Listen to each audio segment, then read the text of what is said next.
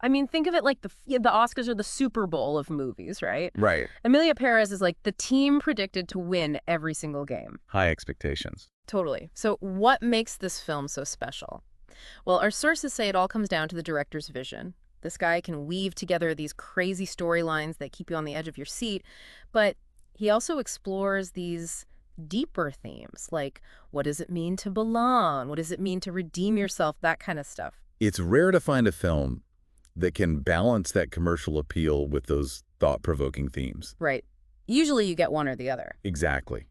Emilia Pérez doesn't seem like a forgettable movie. It sticks with you. I think that's why it's getting so much attention. Critics and audiences are both loving it. Oh, and don't even get me started on the cat. I was about to ask. The sources are raving about the lead actress's performance, saying it's raw, vulnerable, just captivating. No wonder she's a frontrunner for Best Actress. It's interesting because strong female leads are having a moment right now. It's not just dramas like Emilia Pérez, though. What else are you thinking of? Even in Wicked, the musical, which also got 10 nominations, that's not your typical damsel in distress story. They're Okay. flipping the script. Totally. And Wicked is getting so much attention for its visuals and costumes. The early buzz is that it's basically a visual feast. But they also adapted the story from Broadway, right? Yeah, they did. What are critics saying about that transition? Did it work? From what I've seen, it sounds like Wicked managed to keep that Broadway magic while adding more depth for the big screen. It's going to be tricky balancing those two worlds. I think the performances, especially from the two leads, are key.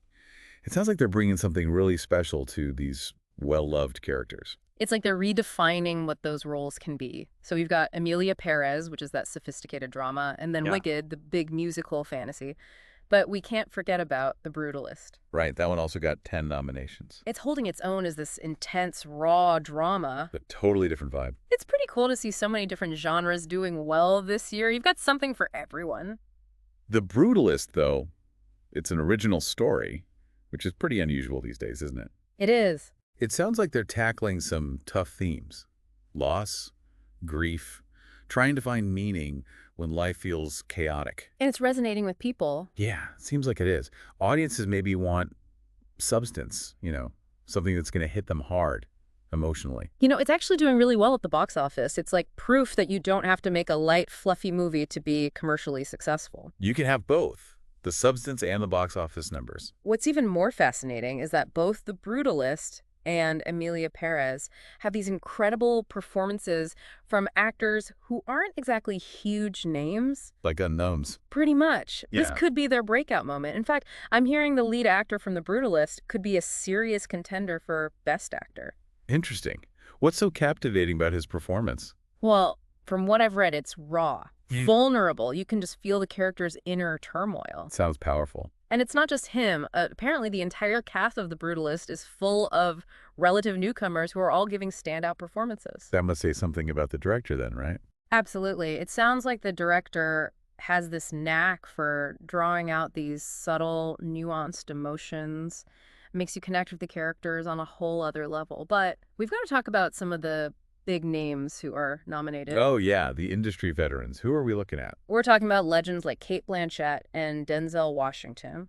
Those two are consistently brilliant year after year. It's like they can't deliver a bad performance. And then you have Emma Stone in Poor Things, Bradley Cooper in Maestro. Everyone's buzzing about them. What's generating all the buzz for them? Well, for Emma Stone, the word is she completely transforms for this role. Our sources are saying it's the most transformative performance of her entire career. Yeah. And Bradley Cooper, he's not just starring in Maestro, he directed it too. Wow, pulling double duty. And it sounds like he did an amazing job capturing the essence of this character, who's this incredibly complex, brilliant artist. So we're seeing these seasoned actors at the top of their game. Exactly. It's like they're not just acting, they're becoming these characters, bringing them to life in a way that's captivating but also thought-provoking. Yeah, that's the mark of a truly great actor. But it's also super exciting to see rising stars like Daniel Kaluuya and Zendaya getting recognized. Yes, it's like a whole new generation of talent is coming up. Their nominations show that the future of Hollywood is in good hands. I mean, these are incredibly talented individuals. Absolutely. And they're bringing fresh perspectives, pushing boundaries. It's what keeps cinema evolving. Keeps it exciting.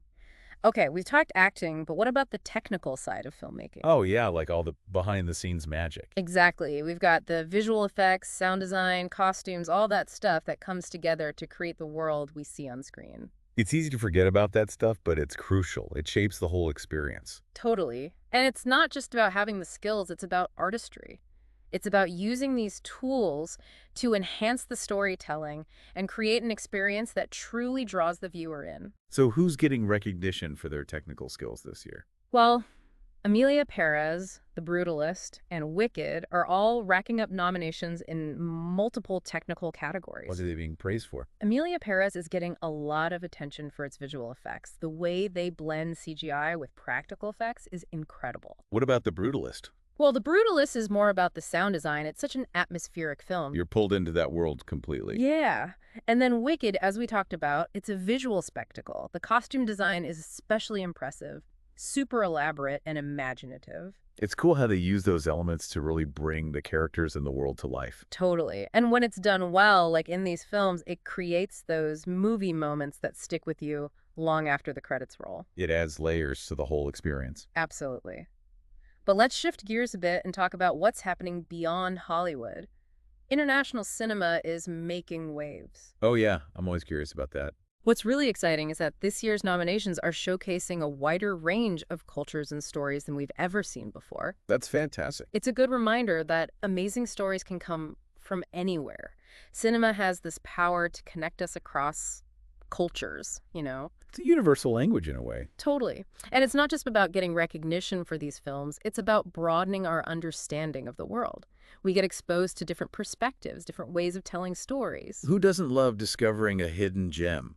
A film from a country they maybe didn't even know much about. It's like peeking into another world, experiencing life through someone else's eyes. And, these international films are gaining popularity even outside their home countries. Yeah. Like Parasite from South Korea. Oh, yeah, that one was incredible. Broke all kinds of records. Won Best Picture a few years back. And then there was Roma from Mexico. Another big hit. It shows that people are hungry for these diverse stories, regardless of the language. Exactly. It's like we're finally breaking down those barriers, embracing the richness and diversity that global cinema brings to the table. It's about time, right? Absolutely. It's what makes cinema so exciting. Okay, so we've got Emilia Pérez, The Brutalist, Wicked. We've got powerhouse acting, technical wizardry, and this whole world of international cinema opening up. What else is jumping out at you from the nominations? Honestly, I'm really intrigued by the documentaries and animation this year. Yeah, what's caught your eye? Well, these categories don't always get as much attention, but they offer such unique perspectives. And they often tackle really important subjects. The Last Wild, for example, is this stunning documentary about conservation efforts. Wow, that sounds intense. It follows this group of scientists working in these remote, tough environments to protect endangered species. I love a good nature documentary. What about the animation category? Anything stand out there? Luna is one to watch, apparently. It's about a young girl who goes on this amazing journey to save her village. Like a classic hero's journey. Kind of. It sounds like a classic fairy tale, but with a modern twist. And a positive message, hopefully. Oh, yeah, about hope and courage, the stuff we all need. I feel like those are the kinds of films that can appeal to all ages. Exactly. Something for the whole family. Yeah. And then there's The Human Element. It's another documentary. What's that one about? This one explores how human activity impacts the environment. It looks at how we're changing the climate, the ecosystems, the big stuff. It's a timely topic, that's for sure. It makes you think about our responsibility to future generations. It sounds like a heavy watch. Oh, it is. It's a challenging film, but it's not all doom and gloom. There's some hope in there, too. Definitely. It highlights how resilient nature is and how we can use our ingenuity to find solutions. It's like a reminder that we all have a role to play. Exactly. Well, it sounds like this year's Oscars are going to be amazing. We've got groundbreaking performances, these visually stunning films, stories from all over the world, plus documentaries that make you really stop and think. It's a great reminder that cinema has this incredible power. It can reflect the world, challenge how we think, and entertain us all at the same time. It's a unique art form, that's for sure. I think what's really exciting about these nominations is that they show this big shift that's happening in the industry. What do you mean? Well, there's more diversity, more inclusion. You see it both in front of the camera and behind the scenes. It's about time, right? Totally. We're seeing more stories from voices that have been ignored for too long. More female directors, more people of color in leading roles, more LGBTQ plus representation. And it's not just about filling quotas. It's about telling authentic stories. Stories that reflect the world we actually live in. That's what makes the 2025 Oscars so exciting. It feels like the industry is starting to listen, to evolve, and to embrace all those diverse stories out there. It feels like a whole new chapter is beginning for filmmaking. And I, for one, can't wait to see what happens Not next. either. It's a great time to be a film fan. But for now, we need to dive deeper into these individual films, really get into the nitty-gritty. I'm ready for it. All right, listeners, that's it for part 1 of our Oscar deep dive. Make sure to join us for part 2, where we'll unpack the specifics of these films and figure out what makes them tick. All right, welcome back to Oscar Deep Dive. If you missed part 1, we were talking big picture stuff, all those films that are dominating the conversation, the performances that are blowing everyone away, and those big exciting trends we're seeing in the industry. Right, laying the groundwork. Exactly. But now it's time to zoom in a little bit, get into the details that make these movies so captivating. I'm ready to get into the nitty-gritty. So let's start with Emilia Pérez. This film is grabbing everyone's attention with those record-breaking 13 nominations. We talked about the director and that incredible cast. Yeah, what is it about the story itself that's resonating with people? Well, it's more than just your typical thriller. This is a story about a woman who's forced to confront her past and really wrestle with questions of identity. It's like a character study then.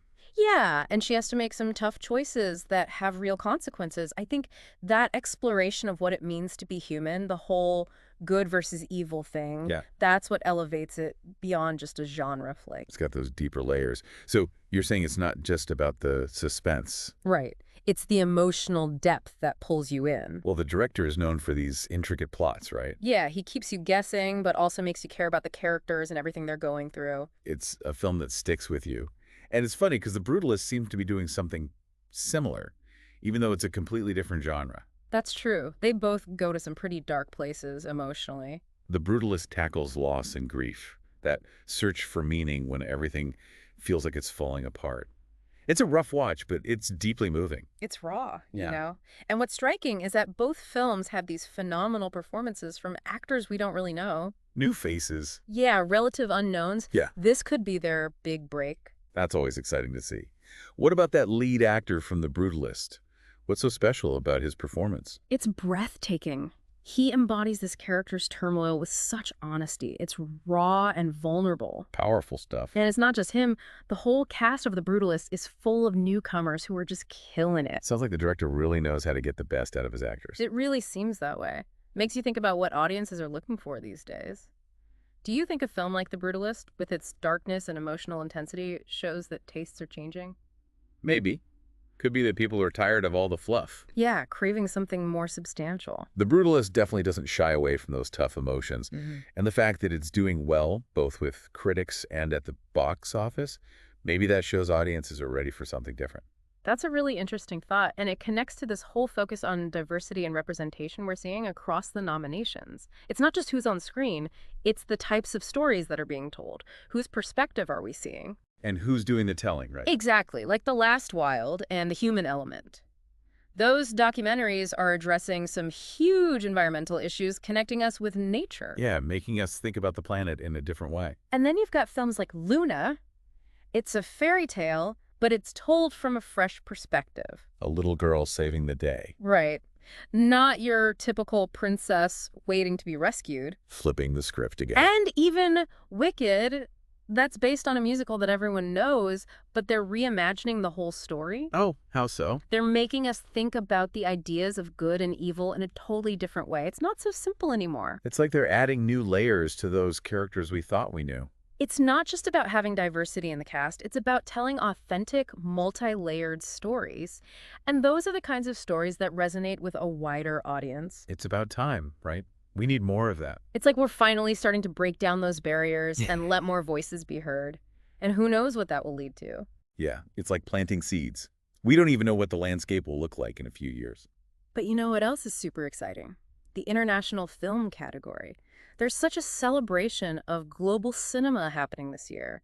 Films from all these different cultures, speaking all these different languages. That's one of my favorite categories, actually. It's incredible to see international cinema getting more and more attention, finding audiences outside of their own countries. I think streaming platforms have something to do with it. Yeah, it's so much easier to access films from all over the world now. And honestly, subtitles are a small price to pay for expanding your horizons, right? Totally.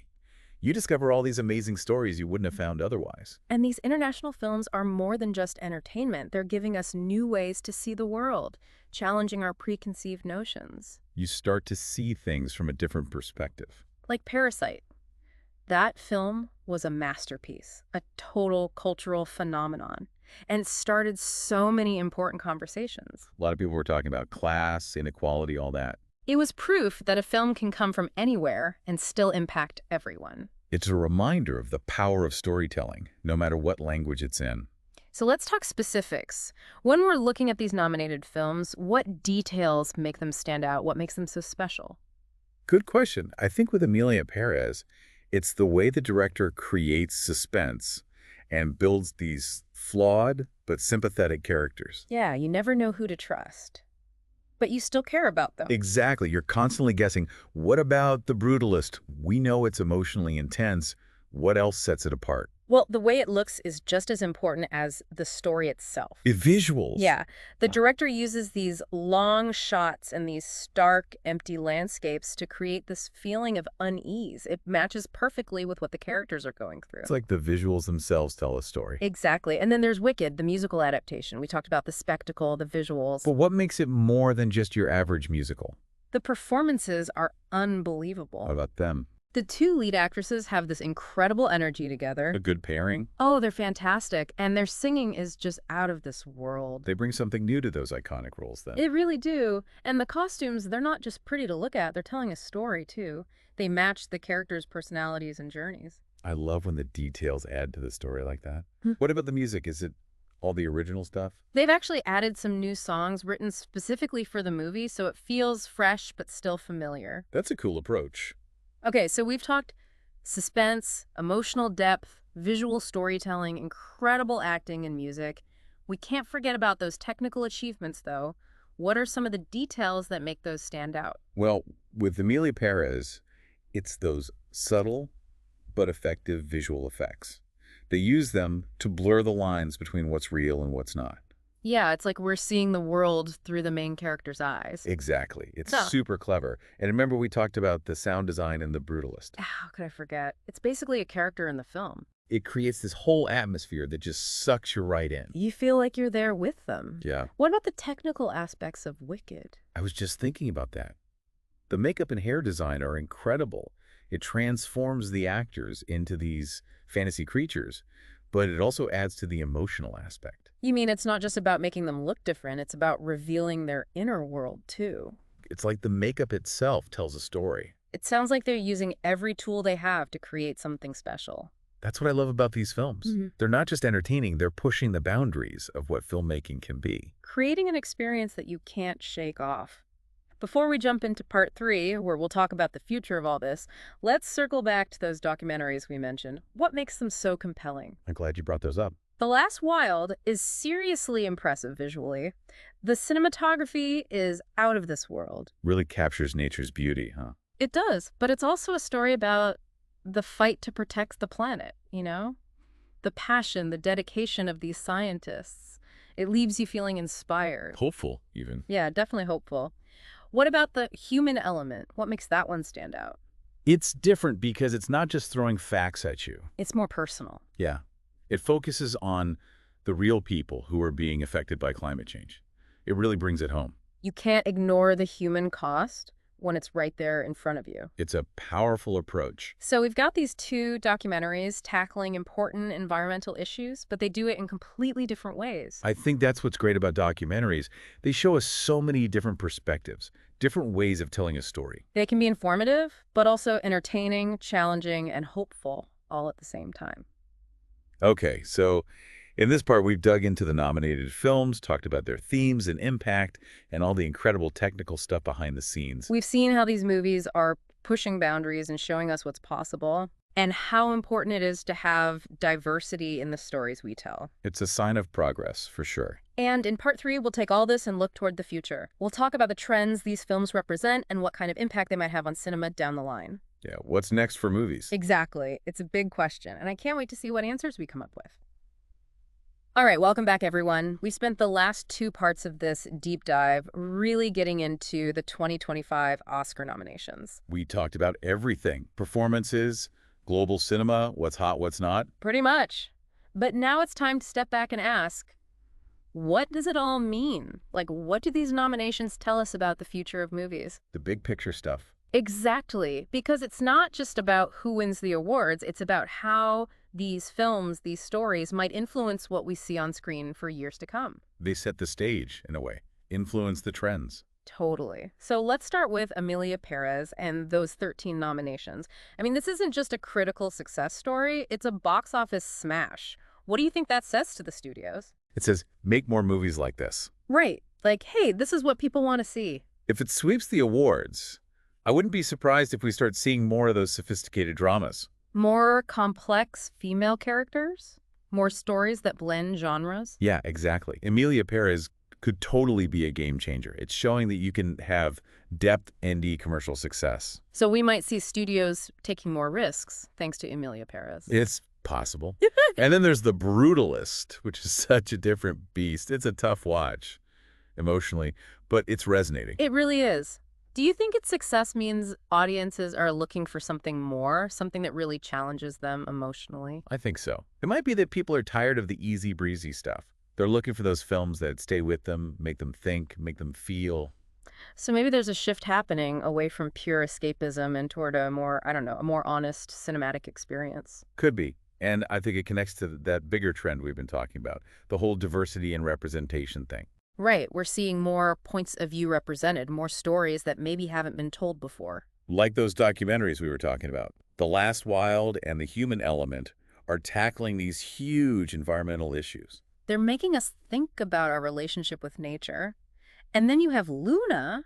It's a fairy tale, but it's flipping the script. Giving the power to the little girl. And even Wicked, which is based on this super well-known story, they're challenging the whole good versus evil thing. Making it more complicated, more realistic. It's like they're saying, hey, the world isn't black and white. There's a lot of gray area. And all of this is happening across different genres. It's not just about ticking boxes. It's about telling authentic stories, finding those universal truths that connect with everyone. That's what good storytelling is all about, making those connections. Exactly. And the more we see these diverse narratives, the more it becomes normal.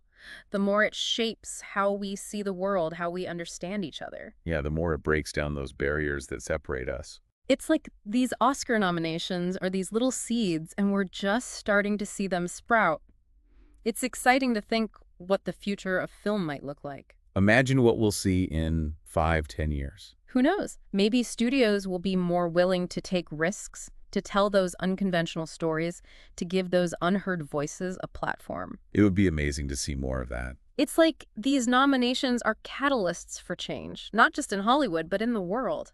That's a cool way to think about it. Yeah. It's not just about the awards.